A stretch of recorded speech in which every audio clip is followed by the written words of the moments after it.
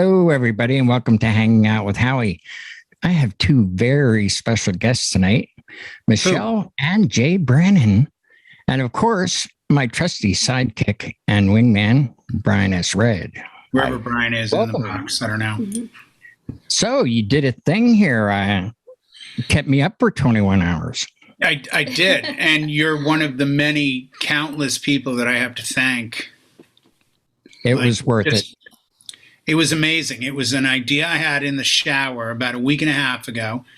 And I got out of the shower, got dressed, called Pulse, Christian, said, I got an idea. And he's like, what's the idea?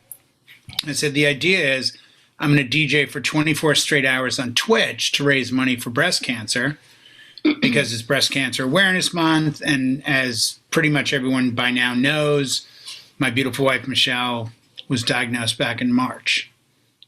We're obviously doing really well right now, and I'll let her talk more about that than me. But I can tell you, I could not have done it without a lot of people that stepped in. You, Brian, Deb, Trevor, Jimmy, everybody from the Chill Room, Pulse, a lot of people from Pioneer DJ. I couldn't speak at the end. I was crying. I know. I was so touched. I was so touched by how much people put into this, and we raised over $3,000. We went from 0 to 3,000 in 24 hours, and I mean, I was mind blown, absolutely blown away. I mean, I'm playing at 4 o'clock in the morning doing Darkwave, and Brian's there. Yeah, didn't know Brian knew where Twitch was. Brian's shooting compliments, and then my friend Rebecca from San Diego's there. She's digging the yacht ride. Like it got surreal. But around 4 o'clock, I got I don't think I can do this. I've been up since 6 o'clock on Thursday, and it's now 4 o'clock on Friday. And it was the Debs and you and Trevor and everyone else like, dude, you're killing it. You got this. This is awesome. Yeah. And I got inspired and more inspired. And the goal was to do three things. Not repeat a song, which I didn't. There are songs on the list that I would listen to, and after a minute, they would get knocked in as got played, but they didn't. Play Deadmau5, I remember when the sun came up, because I've had a dream of doing that like in Ibiza or something. And end with Don't Stop Me Now, because I wanted it to be a catalyst to continue to do good things and try to help other people by what I have to offer, which is playing music. So those were the only three goals I had. And as the day went on, people kept coming in, and really inspiring me to do it. So I was just the DJ. It was all of you in the community that came in and made this happen. And you guys killed it. You just killed it. What struck me a couple times in the middle of the night to make sure you were still awake. I put my head around the corner into the office to make sure. Yeah, and look down like, he's still playing. Okay, all I right. hear music. Go back to bed. Well, and there were little nuances of I should have worn sneakers to be comfortable, but I'm like, I don't need shoes. Yeah, if you ever try to do this and you're standing in your own house and carpet, you need sneakers. 1, because you get uncomfortable. 2, I didn't sit because I felt if I sat, I might fall asleep, and I kept getting visions of Jay, wake up. It's been like an hour. It's like, wait, what? So, it went because I knew if I did it big and it would get enough people thinking like that can't happen, that would be the thing that got people in the door. And, I've been on Twitch for a couple of years now, or a year and a half.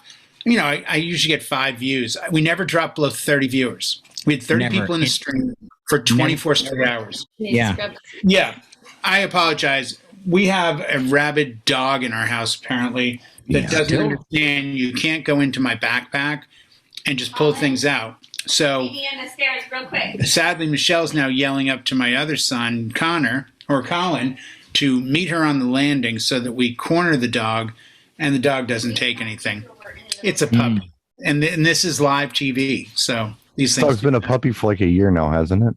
Well, yeah, it just turned a year old, but it just put a zipper on the other side of that thing because it'll take a laptop out of there. It's been a puppy for 8 years.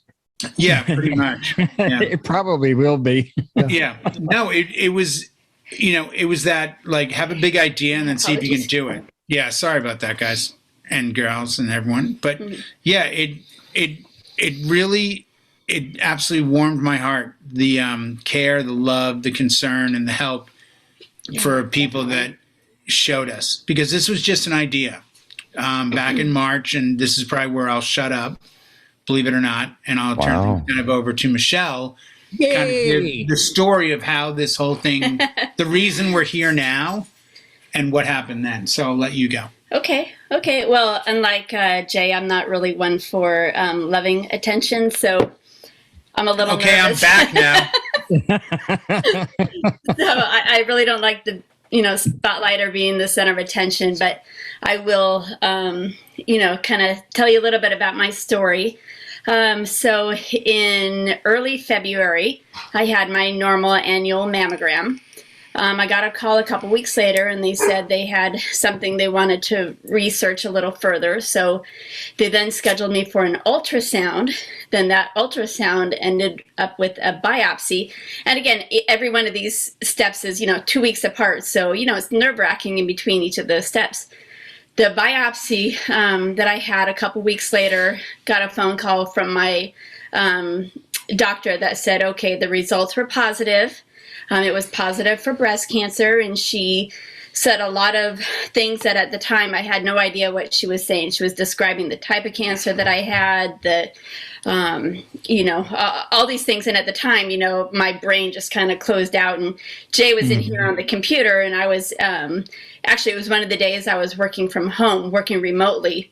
So I'm glad that I was actually at home when I got that phone call, because at my office, we would spend 2 days working at home and then 3 days at work. And so now I'm full-time back at work. But at that time, I was home. And so I to the room, and I'm glad he did, because everything she said kind of went in one ear and out the other. I wasn't able to really concentrate on what she was saying. And, she said, we'll be in touch. We'll have our person contact you regarding a consult with an oncologist. So anyways, one thing led to another. It was a kind of a very strenuous battle, I should say, with insurance companies. I was very lucky to be able to switch from an HMO to a PPO, which made a world of difference. It wasn't during open enrollment. So I was very fortunate to be able to switch. The biggest thing I can say for anybody going through this or any kind of medical procedure is to advocate for yourself. And that's the biggest thing I could say, is that had I not advocated for myself and spent a week in utter, horror, downloading test results and faxing and going to Kinko's and going to work and faxing and copying. And had I not done that, I would not have received the kind of care that I did. And just real quick, the first doctor's appointment, and I went to all the doctor's appointments, was with a surgeon, and she was a surgeon, and she was very cut and dry. She did surgery. Here's what I can offer you. Here's what I can do. This, and this. And I never forget sitting with Michelle and her saying, "What did your oncologist say?" And we both looked at each other like, we don't have one yet. The doctor's appointment they made for us was with you. Well, we can move forward. I can do this. I've got time the next month or so. And it was apparent to me how frightening and how misguided this whole process can become very, very quickly. So it was literally left-handed, know what the right hand was doing. And, our office will contact that office, and we'll fax everything to that office. And then I'd call that office, and they'd say, oh, we didn't receive anything. And so they said, do you know what fax number they send it to? And then I'd call the other office. It was just a nightmare. And that's why I pushed with my HR department to see if there was any way I could do the PPO. I had a friend who went through something similar, and she had some recommendations. Initially, actually, I was going to go through City of Hope. But after I did get approval for my PPO, I ended up going with what's called UCSD Health, and they have what's called UCSD Moores Cancer Center, and they're the agency that I actually went and faxed all my information to, reached out to them, and they called me within 6 hours to come in for an appointment. But by the way, we did contact City of Hope, and the receptionist said the first appointment I have is in August. This is in March. Yeah. And my wife said, I have breast cancer. This is, did you say priority? Whatever word you use, she said everyone is. Like, I'll say, she said, this is an urgent matter. This is an urgent matter. That's it. This is an urgent. She said, everyone is urgent. So, I mean, talk about being terrified. Oh, as somebody who's been through some healthcare stuff with my situation, it's amazing to me how I think we all just kind of assume that the medical profession really has it together. And when you have, whatever happened to you, they know exactly what to do. And you just put it all in their hands and they'll take care of it. No. I'm sure you've had to learn that same lesson, Brian, as you got to speak up for yourself. And if you don't take care of it on your own, it might not get done. So I think this is a really important point because I'm a cancer survivor and it's 2 years now. Oh. And I went through the same thing. The surgeon was like, he does surgery. He wanted to earn money. And I was like, wait, whoa. And I saw an oncologist. They said, hey, we can do this new thing. And next thing you know, 2 years cancer free. But I had to fight for it. Like you said, you have to advocate for yourself. Yeah. And they have jobs. I don't blame the surgeon. We met with her. She was very nice and professional, but she said, no, this was the surgeon with the HMO. Right, but here's your options. We can do this one, both of them, not both of them. It's going to be this. Like, they have a job. You talk to a transmission guy, they don't tell you anything about the engine. They're like, focus on the transmission. And that's literally how the medical profession tends to work as well. Yeah. So, sorry to interrupt. Oh, yeah, no, I was going to, no, we were like deers in headlights at that. That was our very initial appointment that made me think like, oh my gosh, I can't. We came out of it, and she's like, I'm in tears. I'm like, I can't believe I married again and take care of the kids. And I'm like, whoa, time out. We're not there. Whoa. We're not there. No. And all 5 women that did call were really surprised to get her on the phone, I will say. No, I was like, no, we're fine. We need another path. And that's, and it's the advocacy that you have to do for yourself. And then once we did get into UCSD, tell the true story of going to the first appointment to when we went to surgery. Yeah, no, I drove her. I didn't go into surgery. No, but you were, Jay, to his credit, he was there every step of the way. Every appointment that I went to, everything, I owed this guy a lot. He did a lot for me, and I appreciate it. Is that going to be on video? Is that going to be on? This will be on YouTube forever? Yeah, we met with the first person they had us meet was with the surgeon, who in turn had me do all new tests because they wanted their own mammogram, their own ultrasound, their own biopsy, which I was so grateful to have because it was almost like getting a second opinion. And they did this all within a week, not even a week. I think within 4 days. Yeah. And then from the time of my initial appointment with them to the time of my initial surgery was less than 2 weeks. Yeah. So my first surgery with them was a lumpectomy. So they told us all the pros and cons because at the time do we get a mastectomy? Do I get a double mastectomy? And I'm not embarrassed to talk about this anymore. Lumpectomy is removing just what they see as cancer. Mastectomy is removing the entire breast. Double mastectomy, obviously removing both breasts. And they were advocates for start small, build big. The first surgeon was, and this is not a put down, this is my own experience. The majority of women I've spoken to, when this information came out on Facebook, Instagram, whatever, and people that I know that I worked with would say to me, I went through this. I took them both off. It was the best move. Tell her to do that. There's opinions. And Howie, I'm sure when you went through your battle, everyone has their own experience. And I don't belittle it or take away from it.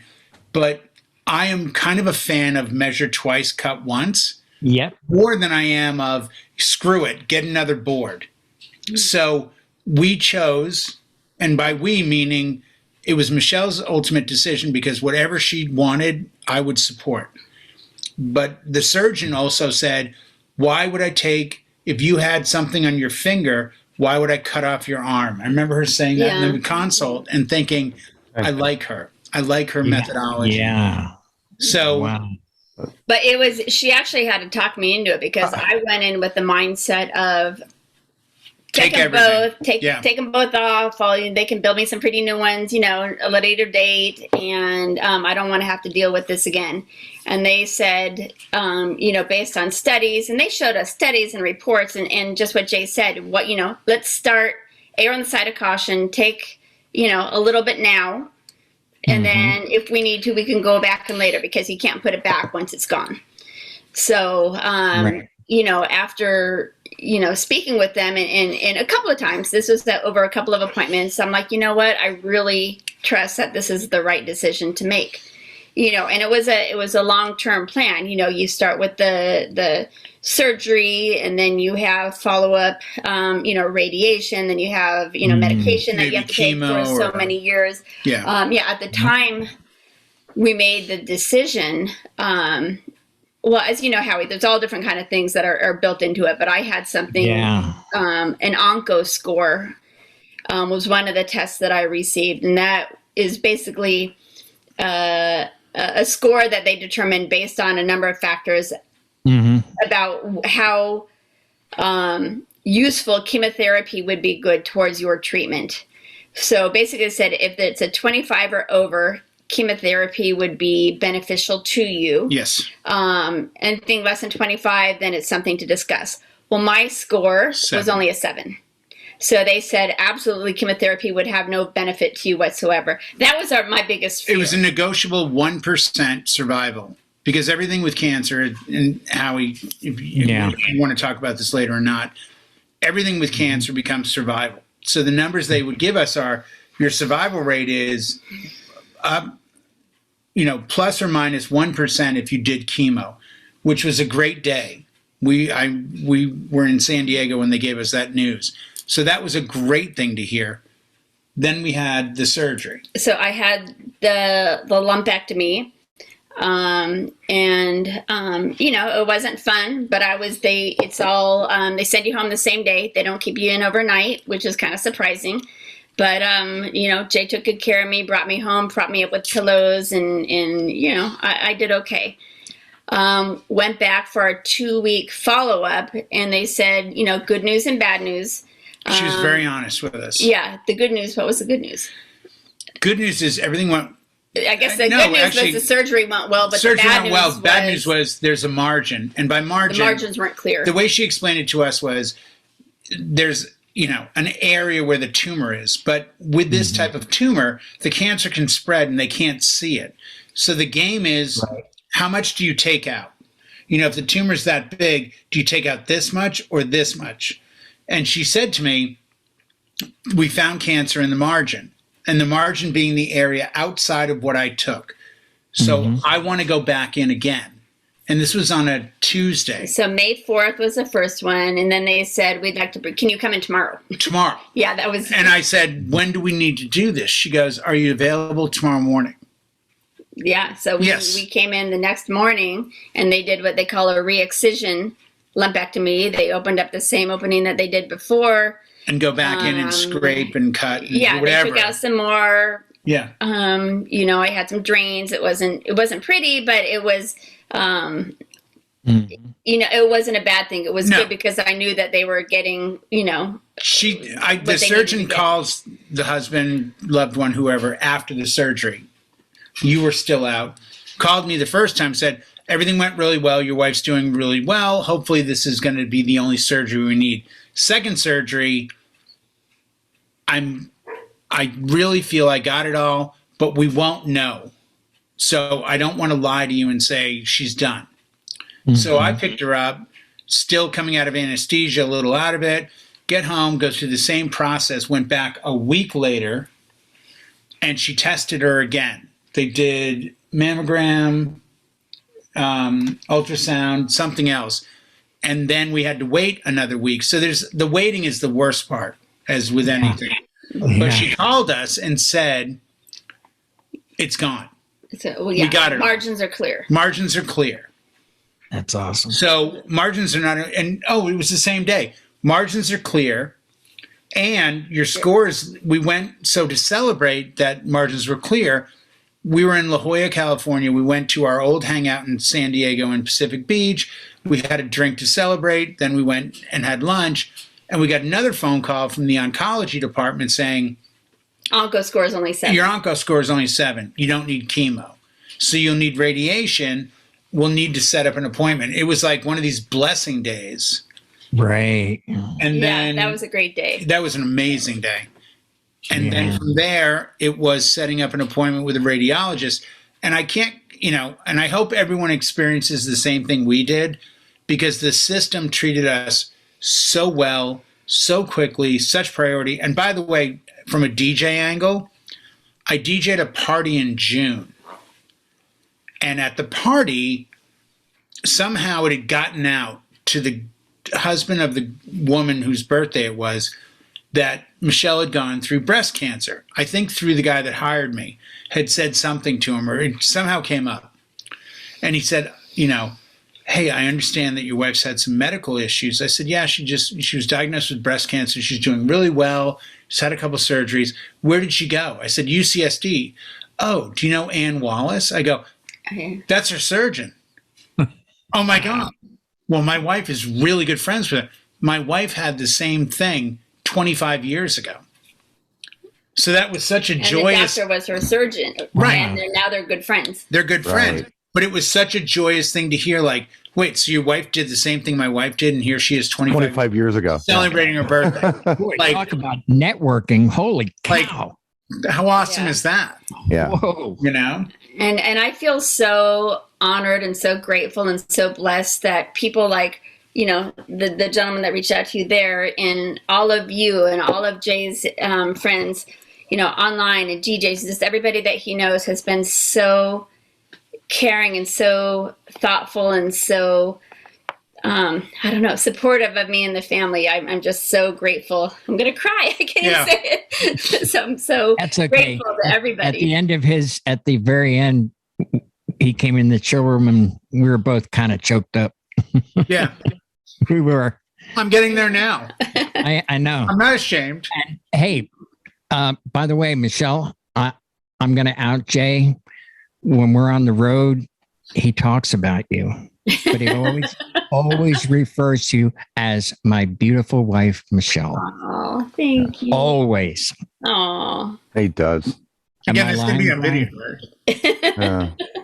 Yeah. No, it was my perspective is obviously different, because I've had to try to be supportive and try to go through this with her. And as I've taken on this journey, the people in the chill room that have been affected by this, the people on Facebook, the people on Instagram, the people in the world, it's amazing. It came out, I went to a wedding venue, the photographer, the owner, the florist, the bride, and her sister all had breast cancer. Because it came out, they saw a post I put up on Facebook, and all of a sudden I get to the wedding and it's like everybody's had breast cancer. And I'm just like, what in the hell is going on here? I was gonna say, that's the one thing it's 1 in 8 women, but it seems more like it's 1 in 2. Like, it's so pervasive. And it's that thing where you look at and just go, oh, I'll wait till it affects me. And you can, and maybe it never will. But God Almighty, we've been so blessed and fortunate, and I'm so grateful that the process has moved so quickly. They were no nonsense. There was no blowing smoke. It was, here's what we're going to do. You're going to do radiation for 6 weeks. You come in every day for 5-10 minutes. You do this, this, and this. Those appointments I couldn't go to. I could go to the doctors. I couldn't go with her to the treatments because it didn't make sense. Well, no, there's no need for you to go all day. It's like, 4 hours out of my day. Doors are this wide. I'm not exaggerating. Am I wrong? Doors are this wide to get in and out of the room where you have I know that. Howie knows. The doors are like that. They have a pretty picture on the door, like a mountainscape. Looks like there's like mountain, goats up on the top of a hill, like Sound of Music. But the door closes and it's this freaking thick. Yeah. Michele, did you have the sky clouds and whatnot and the drop ceiling lights? I did when I was. Oh God, is that everywhere? Well, no, it was a beach scene because at Morris Cancer Center. They named the rooms. Yeah, each of the rooms was like famous beaches in La Jolla. So they had, La Jolla Shores, they had Torrey Pines, they had all these different names. My radiation was a little bit different in such that I spent the first 20 rounds literally laying on my stomach, believe it or not. So, but even as an example, and I don't want to disclose, we're being honest here. The doctor said where the tumor was, I think we might be better having you lie this way where we can focus directly. I'm going to look into it and I'll get back to you. If that's the better treatment plan, I'd rather do that, because part of radiation and I didn't know this either. The problem with breast cancer is when you get radiation, that radiation can go through to your lungs. Well, he said it could affect my ribs, and it could affect my lungs. And so he said, I'm going to send this to the radiation oncologist. No, he's the radiation oncologist, and there's a radiologist. They're two different doctors. And get their take on it, because of the size of my tumor and the fact that there weren't clear margins initially. Rather than doing localized radiation, they wanted to do full breast radiation. So that would mean, more likelihood that it could affect my lungs or my ribs. However, the kind of radiation that I ended up doing was where I laid on my stomach, and my, girls kind of hung down out of a hole, and they did radiation that way. And that was That's a technical term. Girls. My girls. And so they did it that way. And then the last week was what they called the power boost. And that's when I laid on my back, Howie, and was able to see the clouds and the beach scene on the ceiling. And they try to, play the music and, do things to take your mind off of it. By the way, this is the hardest part, but relax. Try not to breathe. For a minute. You start being extra kind and say things like power boost, you're in for it. Yeah. Exactly. And it's going to be 6 weeks of this, and then there's 4. And I'm like, wow, that's weird. Like, you've already done 30 treatments, but there's the special 4 on the back end. Yeah. By the way, here's the special lotion that you need to put on your burnt skin. Yeah. Oh, yeah. Yeah, we've had people get 3rd degree, but it's not, because again, when you talk to survivors, they give you one story, and then the doctors, and I don't think he downplayed it, but he said, I don't expect it. And again, when you're talking to medical professionals, words like expect or not common or once in a while take on a whole new meaning to you. And it's like, this is serious stuff. I mean, how you go through that with radiation treatment, you're taking something that can kill everything in you and trying to localize it. I think the blessing, if there is such a thing in this whole process, was when the score came back, because we were in OB, and they said, your score is 7. We don't give chemo under 25 because there's only a 1% chance of better survival rate. And you're like, oh. Well, that was the big thing for me personally. Yeah. I wasn't afraid of radiation. I was personally afraid of chemotherapy. And people, and I joined different Facebook groups, and I was different, support groups. And, people go one way or another. Some people are definitely afraid of radiation, and they're afraid of that laser, and, and then they think chemo's a piece of cake. It was opposite for me. I was not afraid of radiation, but I was definitely afraid of the chemo. Right. So to get the news that I didn't, that was me. You're the same way, yeah. Well, no, and it was going to be like, okay, if she loses hers, I got to shave mine. The kids got to shave theirs. Like, we've got to show a solid front here. No, we can't have that. We got to be, and that was my fear. I was like, screw that. That was my only. That was their only benefit of chemo. Was like, if I had chemo, he's got to cut that all off. That's actually, I'll be happy. It's a daily request. Yeah. I have a couple of quick comments. I hope they're quick. Now, I never heard the story about the room that you had to go into, and what you're describing to me. The only thing I can think in my head is the euthanasia room in the movie Soylent Green. It's what it was reminding me of. It's probably not far off. It's probably Howie could also speak on this. I only saw them from afar because, again, this is a deadly thing. Radiation is not a positive. So when you would go to the appointments, you go down the hallway, and off to your right side, you see these doors that, and Howie, tell me, I'm not exaggerating. The doors are literally this thick of lead. They're at least a foot thick. At least. Yeah. Well, a foot's like that. Yeah. I had never heard that story, but everything else that both of you have been talking about, I've heard this, and I heard it from Jay. And the thing that impressed me most, I think, through this whole thing, as far as Jay's handling of it, and, having gone through some things before and having, family as advocates and stuff, it was so cool. When he would come in and he would tell us what was happening, he knew in detail what was going on. He did his research. It's not like it was like, oh, well, they said this. I don't quite understand this. But no, he knew. He knew the terms. He knew how to pronounce it. He knew what it meant. He knew what the margins were. He was on it. 100%. Really was. And I'm so great, because when you're the patient and you're sitting there listening to a doctor or somebody telling you something, I mean, you're trying to absorb it all, but sometimes, you're hearing it, but you're not comprehending it or processing it. Right. So he would come in, he'd put his phone. This is something I have to tell everyone. I took notes, but I also secretly recorded well, not secretly, but you just recorded. Well, no, I recorded it on my phone. I didn't tell the doctor, by the way, I'm recording everything here, but I recorded it all and then would play it back and listen to it and then go on the internet and be like, okay, what's HER2? What's No, you were an expert on this. It was pretty incredible that you. Yeah, I wanted to be able to help her because I knew I couldn't go through it with her. Yeah. Like when we had the kids, I went to the Lamaze class. I was in the room when she had the C-section. I did what I could do, but I can't go through it with her. But I at least wanted to know what to expect. Sure. Because it didn't matter what happened to her. Like, I love her. She's my wife. I'm going to be with her forever. I wanted to try to help. And I knew that part of the process was that I couldn't help. And that's the scary part. You did a good job. I'm just saying. A really, really important thing that I'm sure would be helpful to some of the viewers later on. My Lori, who's in the room here. Yeah, there's Lori. She accompanied me to one of my appointments, and I put my phone on video and had it in my pocket.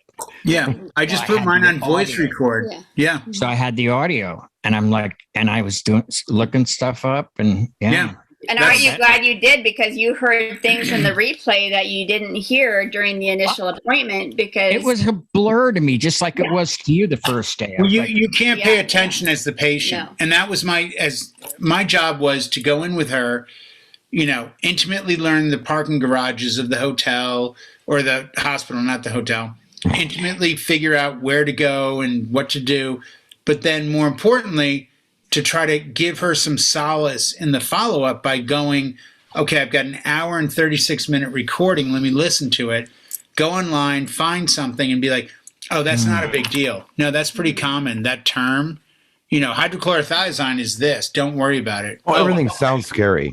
Everything sounds scary. Everything sounds terrifying. Yeah.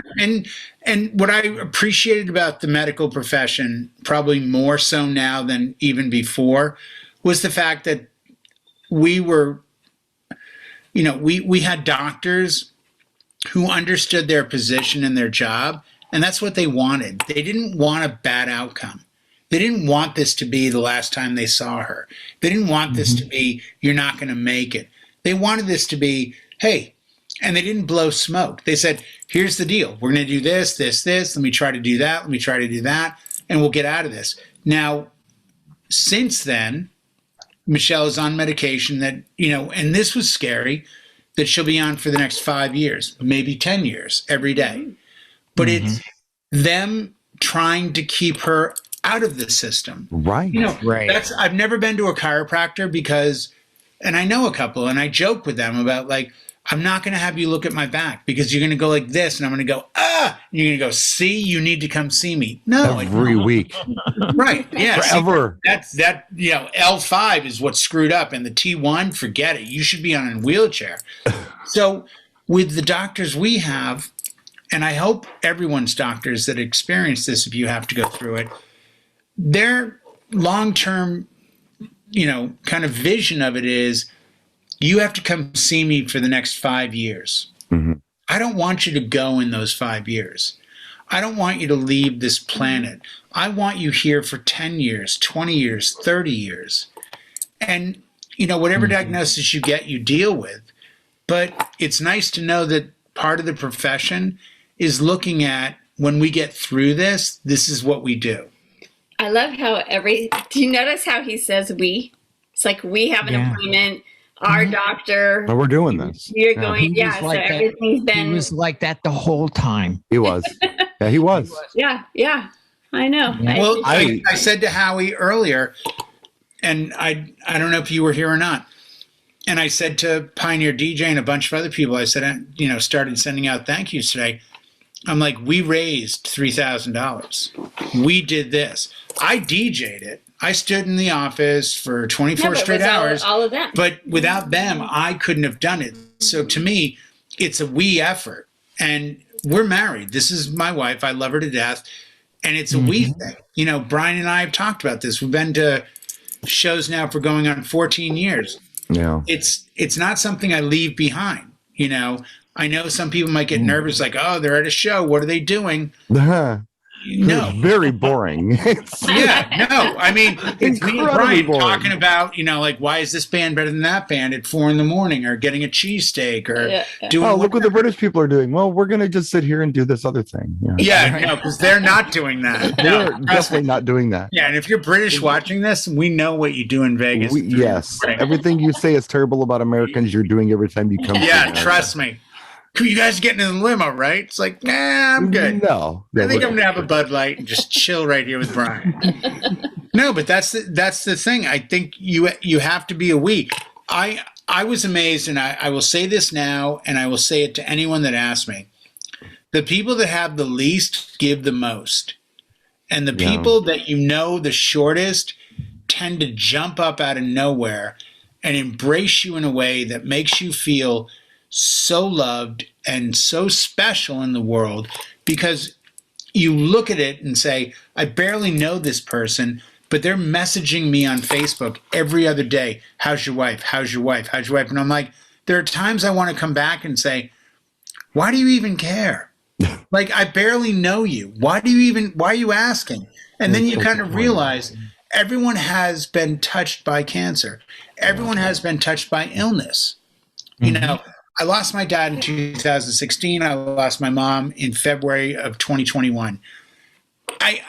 Everyone's been touched by that. People reach out to you in a way to make you understand that it's not all over. Well, you both had quite a year. I mean, a lot of things have happened. I know recently, Michelle, you lost your grandmother, correct? Mm-hmm. So, I mean, it's just been this year. Yeah, no, I mean, we lost my grandma in December. We lost Jay's mom in February. I got my diagnosis in March. Yeah. My dad fell very ill in April. Yeah. He pulled through. He's still fighting. But I mean, it was one hit after another. And at the same time, we're trying to work. I'm still working. I was fortunate enough to be able to take 8 weeks off during my radiation and my surgery off of work. I'm back at work now, but it was kind of but some people one had thing it worse. after another. Yeah, and there's a lot of people that had it worse. I hope you realize that, like, normal people would have cracked under one of those things. Oh yeah. But, I always realize, Brian, that there's people that have had it much worse, and there's people that get up every day. Right attitude. They don't know where the next meal comes from, and I'm blessed and grateful. I've had a great year as a DJ. My wife has a full-time job. We have 2 great kids.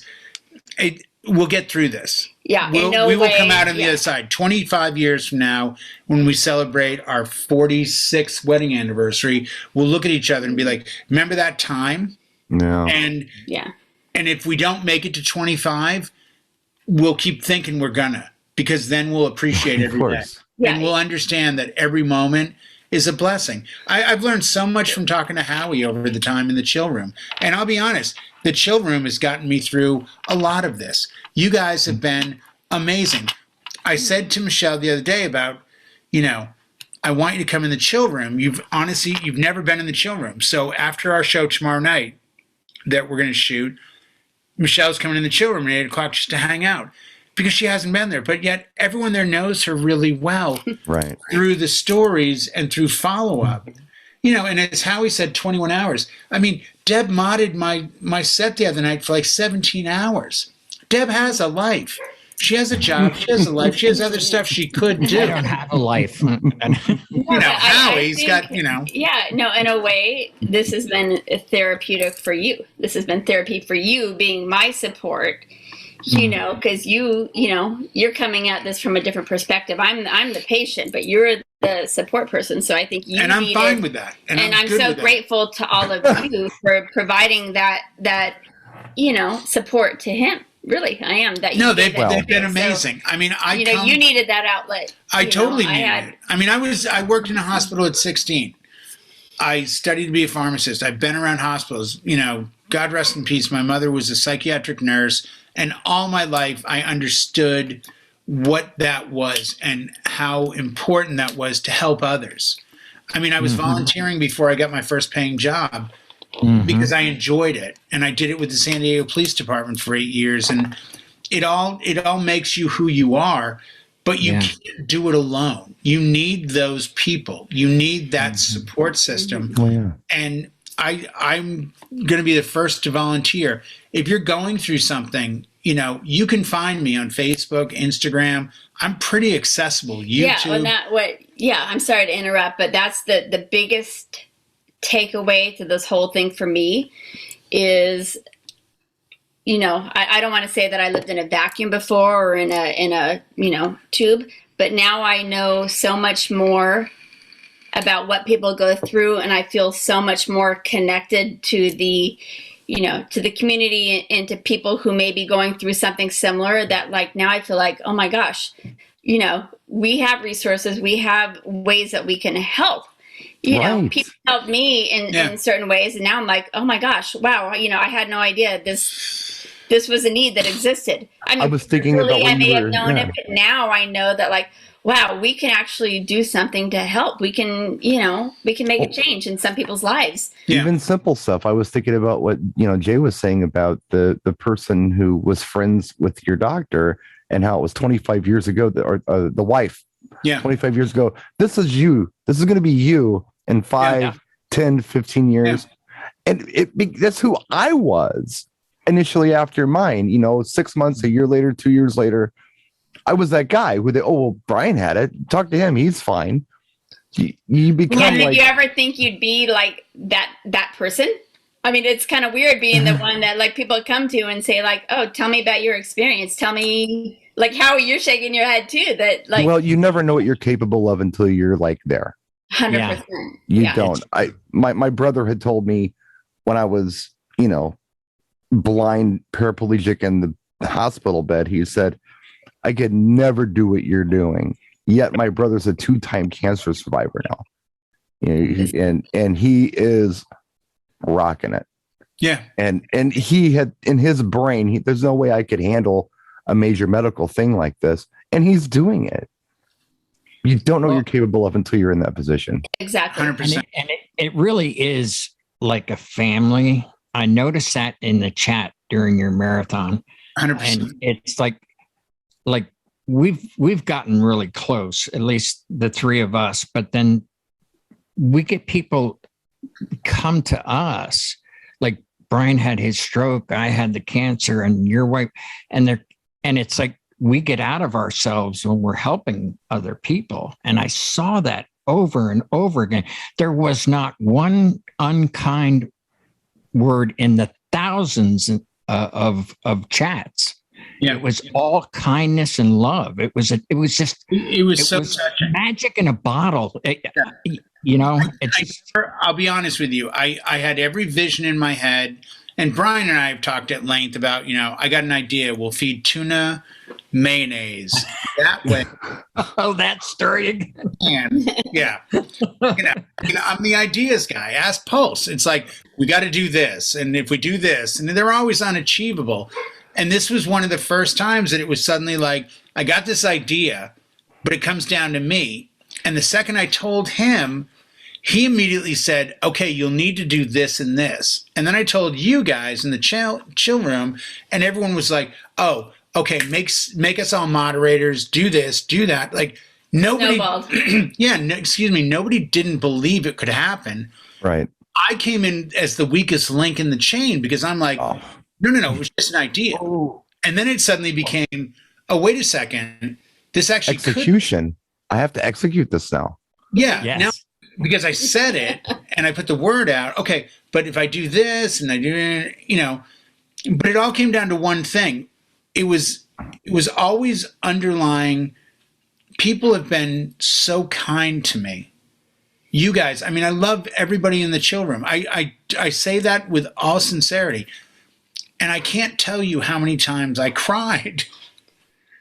Well, how about what was the most difficult part of the marathon? Was it when you had a backseat DJ telling you how to do a yacht rock set, or was it the standing part? Okay, he's out of the pocket now. Wait a second. He did. That's the exact term it was. He said, and he came right back. Oh, that was a nice curve. Well, Deb snapped at me and I'm like, well, I didn't mean it like that. But his Jay Ferguson's Thunder Island was atrocious. I'll say that version. I don't know. I think that was like in the style of Jay Ferguson from your favorite comedian. Seriously, who was that? This was like the 11th hour mark. Recognize it. But didn't recognize that song. Everybody stepped up so much, and everyone, people I barely know came through. People I know very, very off the fringe came through, donated money, donated time, but to answer his great question, things. though, like probably the scariest moment. Scariest moment was 4 o'clock in the morning, because it was at that moment that I had a clear vision that it wouldn't happen. And you probably don't know this, but there's a sofa right behind where his DJ setup is. And he purposely filled that's got all the lights on with it. Like lights and everything on it. And I'm like, don't you want to clear that off so you can, sit? No. It's like, no. If I sit, I'm going to fall asleep. I didn't trust myself. Did you see what just happened? Jay went off topic. And Michelle was like, hold on a second. Answer the question. That's what I love about her. Like, nobody can do that. I mean, we've been trying, but it doesn't happen. Can you be on the show next week and tomorrow and the next? We need a moderator for Jay here full time. Please, Michelle, we're begging you. The learning lesson for me was that sometimes when you have a crazy idea that's going to help others, you got to do it. Oh, yeah. Because people that you would never expect to step up will step up so hard and give so much of themselves. You do what you can. I will never stop being appreciative for the rest of my life at how much people rallied up for what I thought was a good idea and they made happen. I'm not donating money to breast cancer. We are. Right. I just played the music. The thing that, so my name got put on some list, not really sure how, when I was diagnosed. And out of the blue one day, I got what they call a hope kit from the National Breast Cancer Foundation, which is where all the donations have gone to. And, people can donate for, individual, I want to send a hope kit to so-and-so. And I can't remember the exact amount. It was like $20, $25. And in the kit, it gets mailed to you. You get, lotion, you get a candle, you get, a little book, you get some socks, you get a little hat. I mean, stuff to make you, a girl feel good about herself. And so I was thinking, man, that meant a lot to me when I received that hope kit. And now with $3,000 to think, it's how many hope 150 kits of those. Yeah. Can be mailed out. Wow, really? Yeah. That some woman who may not have a husband or kids. I heard stories from people of what Tammy told me when she found out about Michelle. She goes, oh, my friend went through this. She had just gotten divorced. She moved from her, Montana to here. They bought a house. Her husband, no, she didn't get divorced. Her husband died. So she's alone with 4 kids in a new city with a new home and no income. And she gets diagnosed. No nearby family gets diagnosed. And I'm like, my God, people have, and I understand that everyone has a story, but some of them are so gut wrenching that you can just bring in a moment of peace. Right. And the National Breast Cancer Foundation does research. They do the Hope Kids. They do a lot of different things. And I'll be honest. They provide services for people who need rides to therapy or doctor appointments. They do. There's a lot involved. And they were chosen by us because there are a lot of different, just put it on like vibrators on. There were a lot of different websites you can go to that rate charities. And they will tell you, this is a nice charity, but they're paying the CEO $3.7 million. That comes out of those donations. Right. So their percentage of money that they do to overhead was very low. They're just people that want to help. That was the thing. I wanted more of the money to go directly than I wanted it to go to, the Pink Ribbon Foundation that we spend $200 million a year on just buying ribbons. Like, no. Help the people that need the help. I think it was a good choice. Yeah, it was. Very good and choice. It was smart to do the direct thing, because like, what is that GoFundMe? They take a huge chunk. They do. I know. And I wanted to make sure people knew that their donations were going directly to something. Because, I mean, I know I'm sure everybody trusts Jay, but people, and I understand people don't know, and I would feel nervous donating to somebody, just an individual with where it was going. So he's going to go buy booze with this money. I know. Yeah, but the people that tuned in, they knew. It didn't matter. It didn't. Yeah. But it's great that you did it. It's worth. There's a percentage that both platforms take out of it. I will make up all of the difference. And I said that when this whole thing started with Twitch, with everything, all the money that got taken out for, you gave Jay money. Well, we took this percent out. I'm going to personally make up all of that so that it is the 3,000 plus number, because otherwise they start taking this, they take that. I'm making it $3,000. So regardless of what, I think it was 27 something. And then there was percentages, but I'm writing a check for $3,000, and then the differences will fall back on me, because it's my thank you to everyone that stepped in and just said here. And whether the lowest donation was $2, the highest was $500. And even if somebody couldn't donate, I mean, the fact that they were tuning in and supporting. No, I'm sorry to interrupt. I take that back. The highest donation, one donation came in, and I won't say who it's from, because I don't think that's fair. The highest donation was $1,000. The lowest donation was $2. And they, to me, are both the same, because they're going to get added together and become one number that goes to help. Right.